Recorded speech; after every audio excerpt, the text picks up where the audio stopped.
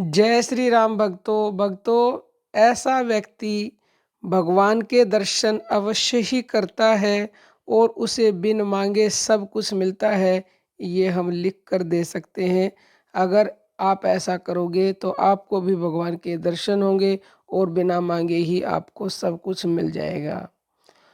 हम सब के अंदर अनेक जन्मों की गंदगी भरी हुई है, अनेक जन्मों से हम पाप करते आ रहे हैं। लेकिन जब तक उन पापों को साफ नहीं करेंगे, धोएँगे नहीं तो वो मिटेंगे नहीं, ऐसे ही रहेंगे। जिस प्रकार कपड़ा आपने पहन लिया, 1 दिन पहना, 2 दिन पहना, 3 दिन पहना, साफ नहीं करोगे तो उसमें गंध बढ़ता जाएगा। घर में भी अगर आप सफाई नहीं करोगे तो गंध बढ़ता जाएगा और जितनी ज़्यादा गंदगी होगी उतनी ही ज़्यादा मेहनत करती है। अब आपके शरीर में भी कितना गंध है, कितने जन्मों से पाप किए हैं, वो सब भरे पड़े हैं, उनको साफ करना पड़ेगा। जब आप परमात्मा के नाम जप और उनके स्वरूप का निरंतर स्मरण करते रहते हो, तो ऐसा निरंतर करते रहने से आपके हृदय का, आपके शरीर का मल दूर होने लगता है और जैसे-जैसे यह मल दूर होता है, ऐसे ही ऐसे उसमें उज्ज्वलता आती है, चमक आती है, दिव्यता आती है। ऐसे उज्ज्वल और शुद्ध अंतःकरण में फिर वैराग्य की लहरें उठती हैं, जिससे विषानुराग मन से स्वमेव ही हट जाता है। इस अवस्था में विशेष विचार करने की फिर आवश्यकता नहीं रहती। जैसे मैले दर्पण को रुई से घिसने पर जो उसका मैल दूर होता है, त्यों ही त्यों वह चमकने लगता है और उसमें मुख का प्रतिबिंब स्पष्ट दिखलाई पड़ता है। इसी प्रकार परमात्मा के भजन ध्यान रूपी रुई की चालू रगड़ से अंतःकरण रूपी दर्पण का मल दूर होने पर वह चमकने लगता है और उसमें सुख स्वरूप आत्मा का प्रतिबिंब दिखने लगता है। ऐसी स्थिति में जरा सा भी बाकी रहा हुआ विषय मल का त्याग साधक के हृदय में कांटे की तरह खटकता है।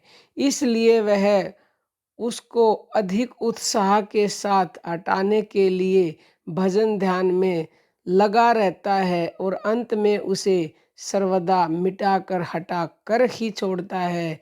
जो ध्यान भजन से अंतःकरण रूपी दर्पण की सफाई होती है, ऐसे ही ऐसे साधक की आशा और उसका उत्साह बढ़ता रहता है। भजन ध्यान रूपी साधन तत्व न समझने वाले मनुष्य को ही भार रूप प्रतीत होता है। जिसको इसके तत्व का ज्ञान होने लगा है, वह तो दिन प्रतिदिन आनंद की उपलब्धि करता हुआ पूर्णानंद की प्राप्ति के लिए भजन ध्यान बढ़ाता ही रहता है। उसकी दृष्टि में विश्व में दिखने वाले विषय सुख की कोई वैल्यू ही नहीं रह जाती। तो जब उसकी ऐसी स्थिति आ जाती है तो गीता में श्री कृष्ण ने अध्याय 15 में श्लोक नंबर 5 में कहा है कि नष्ट हो गया है मान और मोह जिसका, तथा जीत लिया है आसक्ति रूप दोष जिन्होंने, और परमात्मा के स्वरूप में है निरंतर स्थिति जिनकी, तथा अच्छी तरह नष्ट हो गई है कामना जिनकी, ऐसे वे सुख दुख नामक द्वंद्वों से मुक्त हुए ज्ञानी जन व्यक्ति उस अविनाशी परम पद को प्राप्त कर लेते हैं और वो मेरे दर्शन जरूर जरूर करते हैं और मैं उनकी सारी मनोकामनाएं बिन मांगे पूरी करता हूँ, क्योंकि उनकी कामना खत्म हो गई। लेकिन भगवान अपने भक्त को कभी भी दुखी देख नहीं सकते। वो उन्हें वो सब देंगे जिसकी उसने कल्पना भी नहीं की ही भक्तों। तो आप भी ऐसे करते हो निरंतरता से जैसे हमने बताया, तो निश्चित ही आपको भगवान के दर्शन होकर रहेंगे।